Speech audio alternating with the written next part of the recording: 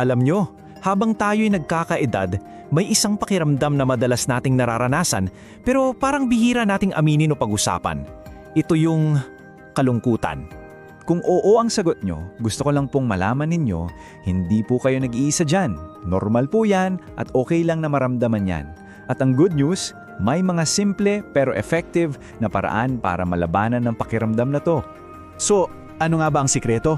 Napakasimple lang po yan. Koneksyon. At hindi ito basta-basta.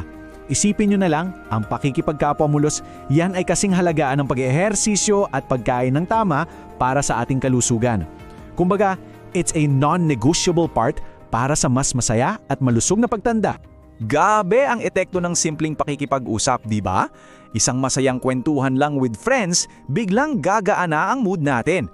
Nakakabawas to ng stress. At alam nyo ba, may mga pag-aaral pa na nagsasabi na pinapalakas nito hindi lang ang ating katawan, kundi pati na rin ang ating isipan. Amazing! Okay, so tara na't umpisahan ang ating unang-unang practical na hakbang, sumali sa mga grupo. Perfect chance to para makakilala ng mga bagong kaibigan at magkaroon ng, alam mo yon, bagong sigla sa buhay. Nako, sigurado pamilyar kayo dito. Yung mga nagzuzumba sa plaza o kaya yung mga samahan sa simbahan o sa barangay. Yan ang mga perfect examples. Bukod sa fun, itong mga grupong to nagbibigay sa atin ng sense of community. Kahit simpleng prayer meeting lang, ang laking bagay na yan. At ito pa yung pinakamaganda. Kapag may mga bago kang kaibigan, may dahilan ka para gumising at lumabas ng bahay. Bigla kang nagkakaroon ng bagong purpose, yung something to look forward to, di ba? Okay, next step. Ngayon naman, pag-usapan natin yung mga koneksyon na meron na tayo. Kasi minsan, hindi naman natin kailangan laging maghanap ng bago. Ang pinakamahalaga ay alagaan at patibayin pa yung mga relasyon nandyan na para sa atin, ang ating pamilya at mga matatagal ng kaibigan. At hindi to kailangan maging komplikado ha. Isang simpleng tawag lang o kaya yung video chat para makita at makakulitan ng mga apo, nako, sobrang laking bagay na niyan. Kahit isang kamusta ka na text lang, you're making them feel at mararamdaman mo rin na importante kayo sa isa't isa. Lagi po nating tatandaan to ha, yung 5 minutong tawag mo sa isang kaibigan, baka yun na ang maging liwanag o highlight ng buong araw niya. At syempre, ganun din ang epekto nito sa'yo. Eto na, ikatlong hakbang. At aaminin ko, paborito ko to. Humanap ng bagong hobby o libangan. At hindi lang to para magpalipas ng oras ha. Isa itong napakalakas na tool para sa ating mental health. At syempre, isang magandang paraan para makakilala ng mga bagong kakwentuhan.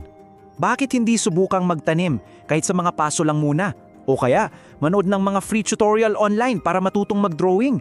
Kasi kapag may bago tayong natututunan, kahit anong edad pa natin, grabe ang laking boost niyan sa ating self-confidence. At dyan mo pa madalas makikilala yung mga taong kapareho mo ng interes. Ito, yung tinatawag nating sense of purpose.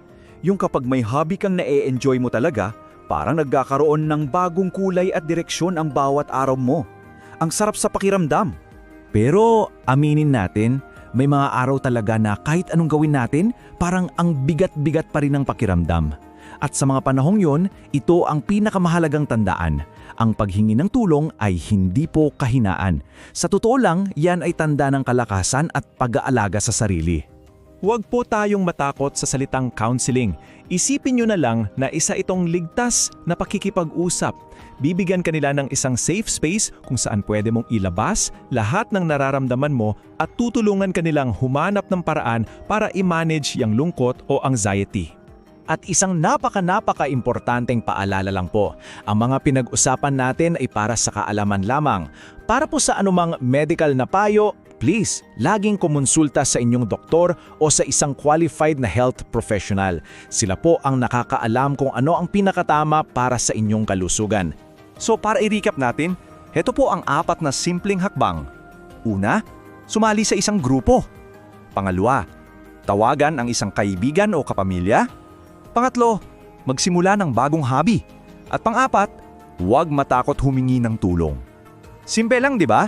Pero ang laki ng pwedeng maging epekto. At ngayon, iwan ko sa inyo ang tanong na ito. Ano ang isang maliit na hakbang na gagawin nyo ngayong araw para kumonekta? Hindi po kailangan malaki. Kahit isang simpleng kamusta, text lang sa anak o pagbati sa kapitbahay.